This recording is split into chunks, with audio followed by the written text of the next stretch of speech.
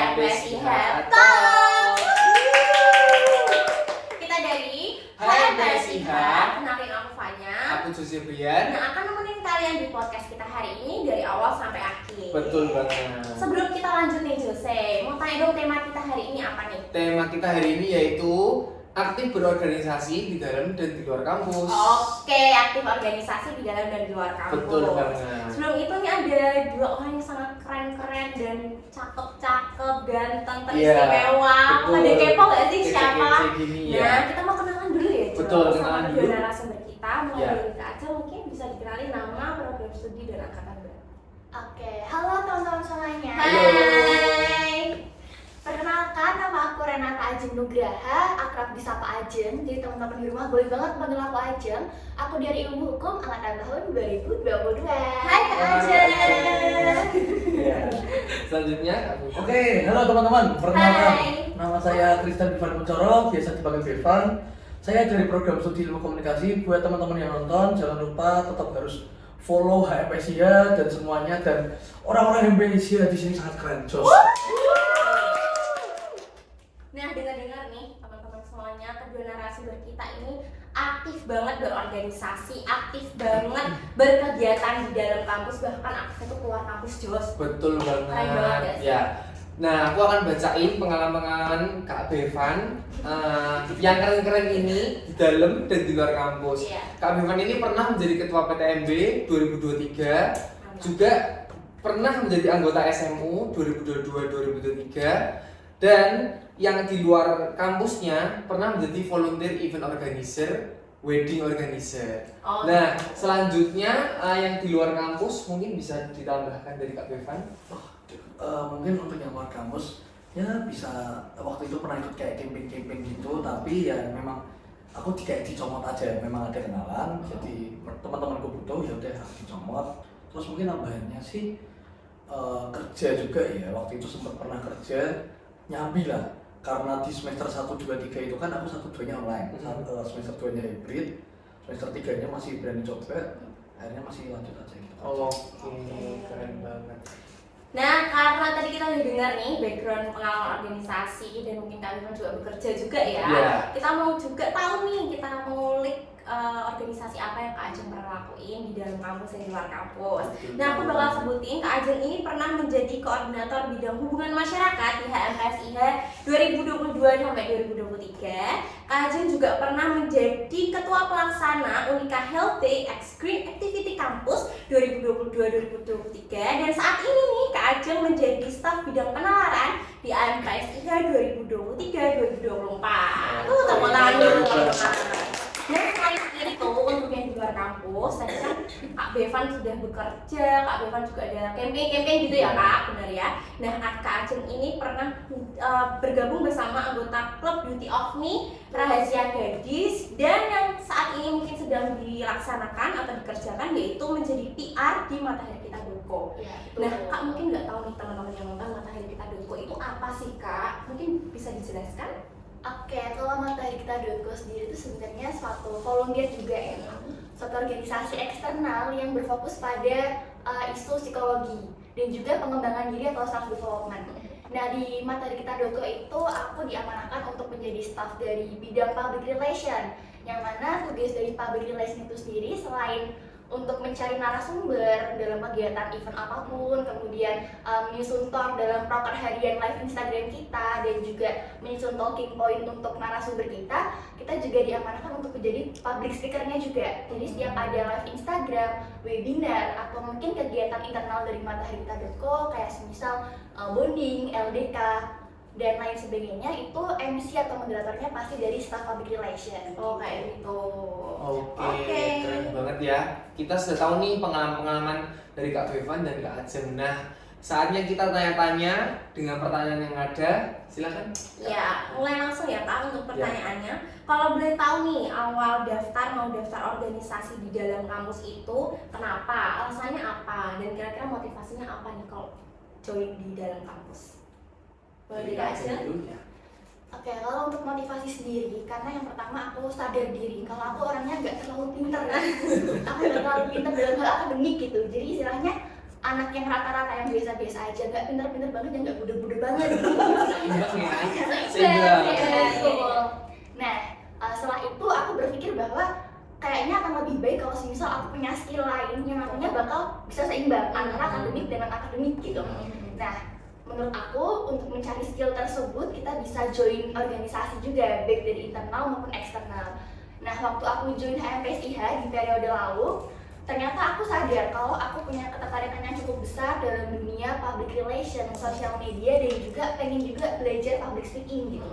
Nah, dari situ aku memberanikan diri nih untuk keluar, untuk daftar eksternal. Waktu itu aku juga pernah jadi social media specialist dan juga jadi public relation di mataharikita.com. Yang mana ternyata emang bener-bener aku bisa tahu nih, oh ternyata emang aku suka, aku bisa mendalami. Nah, dari situ kayak muncul motivasi, ya emang itu tadi karena orangnya nggak terlalu pintar dan aku pengen ngimbangin juga. Dan kemudian kalau misal kita lihat anak zaman sekarang tuh anaknya pintar-pintar cari peluang, LinkedIn-nya juga bagus-bagus. Nah, itu juga jadi motivasi yang cukup kuat ya buat aku biar bisa jadi anak yang lebih aktif lagi dan bisa membuka peluang yang cukup besar untuk besok berkarir gitu. Oke, gitu. Keren banget. Kalau dari Kak dari Kak Bevan? Bevan, Oke, kalau mungkin dari aku sendiri, pertama kita relatif saja ya teman-teman. Iya. Di sini pertama karena poin, pasti. Iya. Itu Betul. membuat poin Iya. untuk kelulusan kita, Iya. karena kita berkuliah di Universitas Gajah Pranoto Semarang. Yang menurut kita untuk mengembangkan poin keaktifan. Kedua, mungkin karena relasi. Kita nggak memungkiri di mana kita hidup sekarang tuh perlu relasi. Iya. Misal kalau aku ke teman-teman HMSI dan dipilih menjadi narasumber itu apa anda dengan relasi? Iya. Betul. Seperti itu. Salah satunya. Terus aku waktu itu join ke SMU itu juga bertemu dengan teman-teman partnerku yang punya latar belakang yang berbeda. Karena di SMU juga punya latar belakang yang berbeda. Kita di sini tuh berupaya agar menjadi satu. Nyatuin pikiran semua. Gimana sih cara teman-teman yang punya latar belakang berbeda itu bergabung gini? Gimana sih problem solving yang ada di dalam? Teknisnya seperti apa? Kita tahunya saat kita udah terjun. Kalau kita hanya dengar dari orang, kita nggak tahu apa-apa. Oh Cuma gitu. itu aja sih. Kalau dari aku gitu. Oh gitu ya Kak. Jadi memang perlu adanya relasi gitu ya Kak dalam menjalani kehidupan, terutama di organisasi ya. Oke. Pertanyaan selanjutnya, nah menurut Kak Bevan dan Kak Ajeng ini perbedaannya apa sih organisasi di luar dan dalam kampus? Dari Kak Bevan. Oke, mungkin kalau perbedaannya dari luar dan dalam itu terlihat dari waktu untuk teman-teman belajar. Oh iya. Kalau yang aku rasain sendiri di dalam kampus itu rasanya tuh kayak gimana ya? Lebih lambat, tapi itu memang menjadi tumpuan kita untuk proses belajarnya. Karena teman-teman rata-rata ada yang masih belum punya pengalaman Iya, betul. ataupun masih butuh jam terbang untuk melakukan hal teknis, itu dilatihnya di dalam kampus. Saat udah ngerasa di kampus itu udah kayaknya oke nih, cobalah keluar. Nah, di bagian luar itu kelihatan di mana kita bekerja secara benar-benar profesionalitas. Jadi kayak antar, misal kayak aku sama Ajeng, sama Mbaknya, sama Masnya, kita gabung di sini, terus kita kerja bareng. Kerasa kok perbedaannya di situ aja sih. Perbedaannya kerasa ya. Kalau dari Kak Ajeng sendiri? Kalau dari aku tadi kan Kak Bevan tentang rasanya gitu ya. Rasanya. Nah, kalau dari aku dari pilihan divisinya. Kalau Oh. misal kita di organisasi kampus itu menurut aku cukup terbatas pilihannya. Jadi kayak nggak terlalu banyak. Tapi ketika kita keluar itu bakalan lebih banyak lagi pilihannya dan lebih berfokus lagi. Contohnya kayak misal ada social media marketing, social media spesialis dan lain sebagainya. Nah, itu kan menurut aku bisa jadi pilihan juga buat kita buat memilih lagi. Kayak misal oke, aku kayaknya benarnya di sini nih, sedangkan di kampus gak ada, yaudah aku daftarnya di eksternal gitu aja. Dan kemudian untuk pola pikir dari teman-teman kampus itu kan kebanyakan kita udah pada tahu ya orangnya seperti apa, terus jalan pikirannya seperti apa. Kalau misal berbeda pun pastinya nggak yang terlalu jauh juga. Tapi kalau dari eksternal kita ketemu sama teman-teman yang belum pernah ketemu sebelumnya, dari Sabang sampai Merauke seluruh Indonesia, kita ketemu juga gitu. Nah, itu kayak bakal ngerasa kaget kayak oh ternyata pemikiran orang itu sampai sejauh ini. Dan menurut aku ketika aku masuk ke eksternal, organisasi eksternal, itu aku ngerasa kayak wah ternyata orang-orang tuh di luar sana pemikirannya jauh lebih luar biasa gitu. Dan bisa jadi kayak sharing-sharing juga bareng kita dan membuka pikiran kita gitu. Keren banget nih. Keren banget ya, Iya. kita pun juga jadi tambah Iya. pengalaman ya gitu ya. Termotivasi. Kita nggak tahu kan, Iya. biasanya jadi tahu setelah Kak Bevan dan Kak Ajeng cerita. Nah, dalam aktif berorganisasi dan berkegiatan nih, kira-kira pengalaman apa aja yang didapat yang pastinya berhubungan sama job desk dan perannya. Mungkin tadi dari Kak Bevan bekerja itu pengalaman apa aja sih yang pernah didapatkan? Mungkin Kak Bevan. Oke, mungkin kalau pertama dari bekerja, untuk latar belakang dari pekerjaan itu pertama barista. Barista di sebuah restoran, aku nggak berani sebut Iya. restorannya Iya. ya. Manajer dan bos Pakai saya, endorse ya, ya, kalau Anda lihat, No saya endorse. sangat masih banyak. Kalau dari aku sendiri, sebelumnya itu tuh pas kita zaman COVID lah. Iya. Zaman COVID itu kan kita SMA online, kita kebanyakan online dan percakapan secara online. Kalau kita ketemu orang langsung, ada yang pernah rasa malu gitu nggak sih? Iya. Iya, Iya, beda ya, rasanya beda ya. Takut. Rasanya pasti beda. Beda. Setelah COVID itu, aku coba mesti untuk bekerja secara offline. Dan itu bertemu banyak customer lah. Iya. Nah, di sana itu aku masih kayak malu kayak Oh, gitu. gimana sih? Iya, iya. Kayak kita mau bilang sesuatu. Takut ya? Takut banget, pasti. Setelah itu, aku coba konsultasi sama teman-teman di barku, teman-teman partner kerja. Mas, Mbak, kok aku kayak gini, kira-kira piye ya? Wes gak apa-apa, Van. Coba lagi, dan akhirnya bisa kayak kita sama customer jadi lebih enak, lebih lowong, dan bener-bener aku malah dapat public speaking nggak di kuliah, di kerjaan itu. Oh, yang Karena di barista itu. ya, ketemu banyak orang kayak misalnya, halo Kak, selamat pagi, gimana Kak, mau Iya, pesan apa, iya. gitu segala macam seperti itu. Itu aku dengar Kak. Hmm. Jadi barista itu ada misalnya orang datang selamat pagi, itu tuh ada caranya ya, ada itu juga wajib ya. Ada. Berarti nggak boleh malu-malu dong Kak kalau kayak gitu. Lebih baik malu-maluin. Oh, lebih baik malu-maluin. Oh, Oh iya. Kalau malu-maluin biasanya tipnya gede. Oh, banyak. Nah, ini buat teman-teman tips kalau Oh. mau dapat sahabatan gede lebih baik Lebih malu-maluin. malu-maluin. Jadi jangan Betul, malu-malu betul. gitu ya Kak. Oke, untuk Kak Aceh mungkin bisa diceritakan pengalamannya. Kalau pengalamannya itu yang pertama temennya nambah banyak banget. Oh. Jelas. Followersnya Kak udah. Followersnya juga. Oh, iya, iya bener. Followersnya juga bener-bener kayak nambah banget gitu. Terus setelah itu kegiatan kita atau pengalaman kita selama organisasi bareng teman-teman tuh menurutku salah satu hal yang berharga juga bisa diceritain ke anak cucu kita besok. Wih. Jauh banget ya. Udah Ya, future ya. jauh Kita mau nikah teman-teman, saya mau nikah dia.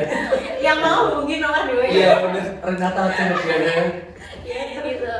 Jadi kayak semisal dalam kita melaksanakan suatu proker pasti ada aja yang namanya perbedaan pemikiran, terus kita akhirnya salah-salahan dan lain sebagainya, dan akhirnya nanti kita bisa damai lagi. Gitu, itu tuh salah satu hal yang menurutku berkesan dan pengalaman yang cukup unik juga ya Iya. untuk besok bisa dikenang. Dan juga kalau semisal kalau aku sendiri ya, dari pengalaman eksternalku itu aku dapat kesempatan buat jadi MC, jadi moderator, itu menurut aku menyenangkan banget karena emang wajahku juga dipasang di poster. Oh, bahagia kan ya Kak? Iya. Masuk foto ya. Iya, masuk portofolio ya Kak Bella. Iya, masuk foto. Terus dari situ pasarnya disebarluaskan sama semua orang. Nah, itu menurut aku kayak pengalaman juga. Jadi kayak buat temen-temen nih jangan pernah takut untuk mencoba. Dan jangan pernah takut untuk harus cari foto bagus ya Kak? Iya, betul. Betul banget. Nah misalnya teman-teman nanti buat poster pakai fotoku jangan kaget kalau fotoku yang jelek ya. Itu aja. Fotoku template cuma itu aja. Cuma itu ya Kak? Kalau Kak Aceh banyak nih kayaknya. Oh, udah password. Tapi cuma satu. Oh, yang satu. Karena yang banyak fotonya sedih. Yang dipakai yang resmi ya? Iya, satu aja. Oh iya, oke. Nah, oke selanjutnya dari Kak Bevan dan Kak Ajeng, pencapaian apa sih yang Kak Bevan dan Kak Ajeng dapat selama berorganisasi di dalam dan di luar kampus? Dari Kak Bevan dulu. Oke, pencapaian ya. Kalau pencapaian jujur nggak selamanya pencapaian itu harus kayak wah aku ranking 1 jadi Oh, juara. iya. Nggak lah, Iya. bukan. Lebih tepatnya itu kita benar-benar dapat ilmu tambahan yang semisal kita nggak ikut atau nggak terjun di sana, kita belum tentu dapat. Memang itu kita akan dapat di masa yang akan datang dari manapun. Tapi kalau kita bisa join ke situ, kita lebih cepat di sana, nyerap di sana lebih cepat gitu. Terus juga bagaimana saat tadi aku ngomong tentang problem solving, teman-teman di sini juga langsung ditemukan dengan masalah yang terjadi. Ini kira-kira posisi udah di ujung tanduk, kita harus apa? Iya. Oh iya. Ya isinya bener kayak misalnya antara kita berempat di sini, kita posisi di ujung tanduk. Wah ini kok kayak gini kira-kira gimana? Ada perdebatan di sana segala macam. Kita ngasah otak kita buat mempersiapkan hal-hal yang ke depan lebih baik lagi. Kalau udah ada masalah A, pasti akan ada masalah B, C, D dan E dan seterusnya. Kalau kita bisa nyelesain masalah A, pasti Selanjutnya pasti bisa. Bisa. Iya. Ya, yang mungkin aku achieve kayak gitu. Oh gitu. Pokoknya setiap ada masalah, kalau kita udah selesain itu udah suatu achievement. Nggak usah muluk-muluk Iya. kayak wah harus jadi Menang ini, jadi ini, apa enggak, gitu enggak, nggak ya enggak. kak? Menyelesaikan masalah pun juga suatu pencapaian ya. Pencapaian. Oke. Karena masalahnya kan waktu itu memang besar dan krusial Pak. Iya. Tentang ya image lah, Oh, oke. tentang image gitu lah. Saya jelasin nggak? Ya oh ya boleh. Oke baik. Jangan Kak, nanti Kita semua ya. judulnya bukan podcastan nih. Iya. Julid ya. Julid. Mohon maaf ketua-ketuaku yang pernah meramu jabat saya ya. Maaf. Stop ya mas. Iya. Cukup. Iya, baik. Iya, oke. Selanjutnya Kak Ajeng Kak Ajeng, boleh ya. diceritakan. Bisa diulang pertanyaannya? Pencapaian Pencapaian. apa yang Kak Ajeng dapat selama berorganisasi di dalam dan luar Yang kampus? membanggakan mungkin. Ya, yang membanggakan. Ya, kalau menurut aku sendiri tuh sebenarnya sama kayak Kak Bevan tentang bagaimana kita bisa menyelesaikan suatu permasalahan yang dimana kita berhadapan bareng-bareng sama banyak orang dengan banyak banget pikiran yang beda-beda yang akhirnya kita bisa bentrok lain sebagainya. Pasti. Tapi ujung-ujungnya kita bisa menemukan solusinya. Iya. Itu suatu bentuk pencapaian yang cukup bagus juga gitu ya. Terus kalau semisal mengulik dari pribadi aku sendiri, itu waktu aku maba, aku join UKM Sel. UKM Sel tiba-tiba ada proker besar. Waduh. Wah, Iya. masih awal ya. Waduh, Masih awal, masih awal. Iya. Proker besar masih maba dapat proker besar. Siapa sih yang nggak takut ya nggak Iya. sih? Iya. Semua orang Jadi pasti petinggi ya? takut. Iya, langsung jadi tertinggi. Wah. Dan jika Siapa itu ya Jeng yang kira-kira? yang ternyata itu evapornya tuh Kak Bevan. Oh. Ternyata ketemu di situ ya Iya, sama Kak Bevan ya. Itu sama Kak Bevan. Nah, awalnya kan yang namanya maba pasti kayak merasa kurang percaya diri, Iya. takut, minder dan lain sebagainya. Tapi ternyata setelah dijalani dapat support dari orang tua, dari teman-teman, apalagi evapornya baik banget. Aduh, evapornya baik, akhirnya programnya dapat berjalan dengan lancar ya, walaupun mungkin masih jauh dari kata sempurna. Tapi kayaknya aku ngerasa seneng banget karena berkat kerjasama dari teman-teman juga pastinya program itu bisa berjalan dengan lancar, sukses gitu. Oke. Jadi tadi pencapaiannya banyak banget Iya, ya Kak. keren banget. FBI teman-teman Ajeng ngagetin juga loh. Kenalnya kan dari organisasi Ajeng itu. Iya, kita dari organisasi. Aku pendampingnya Ajeng, Hmm. Ajeng anakku. Hmm. Terus pas di univ ya ketemu Siapa? wakil ketua pembacaan itu kan wakil ketua Renata Ajeng. Sopo Apa iki? ini? Kayak Sopo kenal ya. iki? Kayak pernah nggak sih? Oh. Langsung aku Dikasih dikasih Kak gimana Kak itu setelah? Kaget langsung ada Ajeng kamu wakil ketua. Oh, iya kak wakil ketua. Ya, aduh, aku ya pikiran lu kan. Iya iki.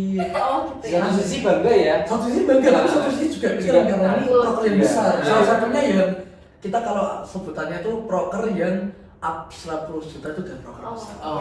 Up 10 juta itu ya Besar. hampir berapa juta Cem, waktu itu? 20 kali. Wow. Oh. Terus kalau boleh di spill waktu itu kerja gimana Pak? Oh. Langsung tanpa kata-kata Tanpa ya Kak? kata-kata. Gak usah banyak penjelasan, yang penting Ajeng semua target-targetnya, deadline-deadline udah Oh, saya langsung. semua nggak ngapa-ngapa. Kayaknya gak ada di Eva ya Kak? Dia perlu diskusi Oh, ya. oke. Soalnya juga udah berlalu ya Ayo. kan. Kamu masih cengkel sama aku tuh, Cem? Masih cengkel, masih cengkel. Jangan dibuka di sini ya Kak? Bukan seperti itu maksud saya. Nah, oke, tadi kita udah tahu tentang pencapaian yang sudah dicapai nih. Nah, tadi Kak Ajeng juga ada yang ngomong kalau di tengah-tengah itu, di tengah mencapai pencapaian itu kan pasti ada proses ya. Di balik itu ada proses, dan di tengah-tengah proses itu pasti ada tantangan. Tadi kayak bentrok dengan teman, perbedaan pendapat. Nah, boleh di-spill dong Kak ke teman-teman gimana sih cara mengatasi tantangan tersebut, cara penyelesaiannya gimana? Oke, jadi kalau dari aku sendiri, problemnya itu sebenarnya nggak cuma itu. Tapi kembali lagi dari awal, kalau aku tipenya orang yang kalau aku suka aku ikut, kalau aku nggak suka nggak bakal ikut. Oh, iya. Itu ciri khas tuh. Iya. Suka dulu ya. Iya, harus suka dulu, harus minat dulu baru aku ikut. Aku nggak bisa kalau dipaksa. Iya, iya. Bukan. Kayaknya ada apa Iya. normal gitu ya. Iya, Kita nggak tahu ya Iya, Bro. kita nggak tahu. Aduh. Iya. Maksudnya nggak yang mengikuti jejak-jejak anak-anak FOMO zaman sekarang Oh. gitu. Jadi independen ya Kak? Harus Independen. Ya, bisa dibilang kayak Oh, gitu. gitu. Terus habis itu, kalau semisal menurut aku ketika kita melakukan sesuatu yang kita minat, tantangan terbesarnya adalah ngerasa bosan dengan apa yang kita lakuin. Oh, iya. Karena kok kegiatannya ini terus sih, kenapa nggak ada yang lain, kenapa nggak ada variasi yang lain. Tapi menurut aku caranya adalah dengan cara kita kembali ke mindset awal kita. Kita tuh mau ikut ini tujuannya kan pasti untuk mengupgrade diri, Iya. untuk mempercantik LinkedIn ya kan. Iya. Iya. kemudian untuk membuka peluang karir kita ke depannya juga. Nah kalau misalnya kita udah ingin sama target kita, tujuan kita, motivasi itu pasti bakal datang dengan sendirinya.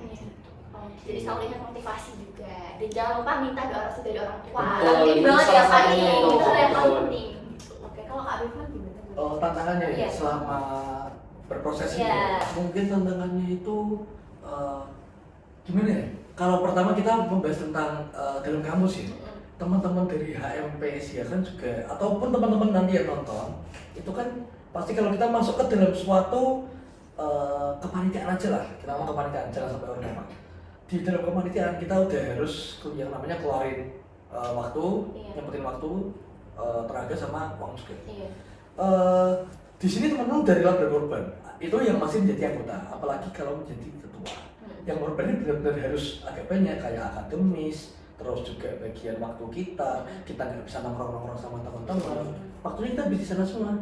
Pertama waktu, terus juga proses kita di sana, entah kita mencapai titik dari A ke B itu, prosesnya itu yang benar-benar kayak wah struggle banget lah. Kita cobakan Ajeng aja. Ajeng dari A ke B, jujur aja keren. Aku ngomong wah Ajeng keren banget dari A ke B aja bisa. Tapi di proses itu aku lihatnya wah geteh, kayak biasanya geteh. Teman-teman nanti yang bukan orang Semarang atau di luar Jawa cari ya di Google ya geteh. Oke, nanti ada di bawah ini. Iya. Biar editornya. Editornya Iya. gemas ya, gemas. Orang gemas ya. Ya. Ya geteh gitu. Kayak prosesnya itu benar-benar sakit, perih dan segala macam. Tapi kalau teman-teman kuat, oke lah, langsung upgrade diri sesuai yang mungkin aja. Langsung ya. Gitu ya, Kak. Oke. Nah, kita kan udah tahu nih tantangannya apa. Sekarang gimana sih Kak untuk Kak Bifan dan Kak Ajeng? Gimana sih tips and triknya untuk membagi waktu di perkuliahan sama di organisasi? Oke, dari Kak Bifan dulu. Oke, aduh, kamu bahas pembagian waktu. Ya. Oke, jujur aja teman-teman. Kalau ini aku nggak nutupin imageku sebagai apa, sebagai ketua PTMB segala macam. Pembagian waktuku saat PTMB jujur lumayan hancur. Oh gitu. Tapi setidaknya dengan kita mengorbankan waktu tidur dan waktu apapun itu, kita bisa dapat nilai akademis yang bagus dengan proker yang menurutku oke lah. Tapi pembagian waktunya sendiri, ya kayak gitu waktu itu aku sih pembagiannya gimana ya? Lebih banyak aku kerjanya daripada tidurku. Oh gitu. Gitu, Pak. Merelakan Kesehatannya aman ya, Kak? Sementara aman sih. Sementara aman. Soalnya gini, latar belakang kenapa aku kok bisa seperti itu karena ketua SMU ku dulu. Oh. Jadi ketua SMU ku memang orangnya seperti itu, kayak nggak tidur sampai 3 hari, terus aku tidur kok ngeriman. Aku coba 1 hari aku lepas. Ya, bisa. Tapi akhirnya kalau pembagiannya seperti itu, jadi aku bisa kuliah, bisa dapat yang akademik yang lumayan, ditambah dengan proker itu ya gitu. Kita ngatur waktunya memang benar-benar fokus ke proker dan juga akademis. Kita ngelakuin waktu tidur sama waktu nongkrong itu aja sih. Oh gitu. Yang penting teman-teman harus konstan sama stabil. Kalau nggak stabil pasti hancur. Ya bisa ya, Kak. Betul. Oke, kalau dari Kak Ajeng gimana manajemen waktunya? Kalau dari aku sendiri, tipenya orang yang harus nyatet kegiatan yang bakal dilakuin. Distrukturin ya. Iya, distrukturin. Mau itu di kalender HP atau mungkin buat teman-teman yang suka nulis, boleh banget journaling, pakai buku, dicatat aja gitu. Nah, kalau menurut aku dengan cara kita nyatet di kalender, kita bakal tahu hari ini kita bakal ngapain aja, besok bakal ngapain aja, besoknya. ngacem ya. Iya, kayak gini. Oh iya. Waduh, ternyata ya kayak gini. Waduh. Gitu. Pokoknya kita nanti bisa tahu nih kita bakal lakuin apa sih untuk beberapa hari ke depan. Nah, selain bisa untuk membagi waktu juga, itu bisa membuat kita ketika kita mengikuti acara tersebut, kita juga bisa mendapatkan manfaatnya. Jadi nggak cuma ikut-ikut aja. Karena kan dari awal kita udah tahu nih kita bakal ikut ini yang mana nantinya kita juga bisa sadar. Kalau sebelum ikut itu kita harus istirahat dulu. Nggak boleh apa dulu, nggak boleh apa dulu. Takutnya nanti kalau misal nggak istirahat, besoknya ketiduran, akhirnya nggak jadi ikut apa gimana. Kalau dari aku Tapi juga ini ya, Cing, ya. Misalnya kita lihat di Unika kan ada yang tipemu dan tipeku juga. Iya. Tapi kan ini kan karena teman-teman ini model aja sih. Jadi teman-teman ya nggak apa-apa mau ikut yang cara Ajeng atau cara aku, nggak apa-apa. Tapi nih acaraku bener-bener struggle. Saranku kayak Ajeng aja. Tetap semua dicatat segala macam harus tahu. Iya, betul. Oke, dan untuk Kak Bifan dan Kak Ajeng, kita tadi udah ngomong panjang lebar ya Kak tentang Ormawa atau tentang panitiaan atau tentang kegiatan lah yang Kak Bifan dan Kak Ajeng lakukan. Ini sebenarnya penting nggak toh Kak untuk teman-teman ikut gitu? kan kita udah kuliah nih. Terus kita tambah organisasi lagi di dalam kampus, tambah organisasi di luar kampus itu penting nggak ya kira-kira menurut Kak Ajeng dan Kak Bevan? Kak Ajeng mungkin? 1, 2, 3 penting. Penting. Oh sama ya berarti. Oh berarti penting ya. Iya. Ini kenapa Kak pentingnya? Kalau yang tadi seperti dibilang Kak Bevan, kalau di Unika pasti pentingnya apalagi di FHK karena memang ada ketentuan ya Iya. untuk mengumpulkan poin dengan cara ikut organisasi, kepanitiaan dan segala macam itu. Tapi selain dari sisi itu, kepentingan yang lainnya adalah yaitu untuk besok bekal kita untuk berkarir. Karena kan semisal nih aku kuliahnya hukum, gak melulu besok bakal jadi pengacara, jaksa dan lain sebagainya. Bisa jadi aku lintas pekerjaan, lintas karir gitu. Yang mana kalau semisal kita lintas karir, kita udah punya bekal waktu ikut organisasi. Sini tahu ya. Jadi udah tahu juga. Punya pengalaman Punya pengalaman ya betul. Kalau Kak Bevan? Dari Kak Bevan. Mungkin sesuai ya jawaban Kak Ajeng juga, itu benar kita biar bisa survive pertama, survive di kehidupan yang akan datang. Kalau masa kuliah itu kan kayak perah atau geladi bersihnya kehidupan nyata ya teman-teman. Jadi, menurutku ya itu sama juga kayak Ajeng bisa survive. Dan kedua relasi bener penting teman-teman. Penting Nggak Banget boleh. ya relasi. Kalau memang teman-teman sulit mencari relasi, wah itu agak lumayan PR ya. Jadi memang kalau teman-teman ada kekurangan seperti itu, cobalah join ke sana, menyesuaikan teman-teman yang ada di sana. Bagaimana sih mereka kalau sudah menyesuaikan, nanti tuh dapat soft skill dikit yang bakal berguna. Nggak ketang kamu diajarin 10, kamu yang akan kepake akan 2, tapi tetap berguna. Oke. Oke. Menarik banget ya jawabannya Kak Bevan dan Kak Ajeng ini. Nah, mungkin Kak Bevan dan Kak Ajeng bisa kasih kata-kata motivasi, penyemangat buat teman-teman sekalian yang di rumah supaya bisa ikut organisasi di luar kampus dan dalam kampus. Dari Kak Bevan Dari aku sendiri ya. Ya. Kalau cuma ikut sekali itu ya masih Biasa. biasa ya. Biasa. Tapi kalau udah coba 2 kali pasti Pasti ketagihan. ketagihan. Bener banget. Bener ya, relate ya. Itu aja Kak. Hah? Itu aja. Itu aja, Oke. oke. Dari Kak Ajeng. Ya. Kalau dari aku, nih buat teman-teman yang mungkin masih pada tiduran, masih pada scroll TikTok, gitu ya. Kayak Bevan. Sekarang Sekarang sudah pulang. Menurut aku, mumpung kalian masih muda gitu ya Kak Bevan, masih muda, masih bisa beraktivitas, masih jadi mahasiswa juga, umur kalian juga masih emas-emasnya. Silahkan dicoba, silahkan aktif organisasi ataupun kepanitiaan ataupun volunteer lainnya gitu, karena yang pertama benefitnya banyak banget, nambah relasi, nambah soft skill, nambah kalian bagaimana cara kalian berpikir menyelesaikan sesuatu dan lain sebagainya gitu. Dan menurut aku jangan menunggu jadi orang hebat untuk memulai sesuatu, tapi memulailah untuk menjadi orang yang hebat. Oke, terima kasih nih buat dua narasumber kita, Kak Bevan, Kak Ajeng sudah menyempatkan waktunya untuk bincang-bincang dengan kita, ya, untuk memotivasi juga teman-teman yang di rumah. Dan selain terima kasih juga untuk kedua narasumber kita juga mau terima kasih untuk teman-teman yang sudah setia menonton nih. Betul. Dari awal pertengahan sampai akhir, nggak di skip. Nah, untuk teman-teman mungkin yang mau ada pertanyaan, yang masih kepo tentang organisasi di dalam luar kampus, yang mau tanya-tanya mungkin ke kedua narasumber kita ini, boleh banget komen di bawah. di kolom komentar di bawah ini.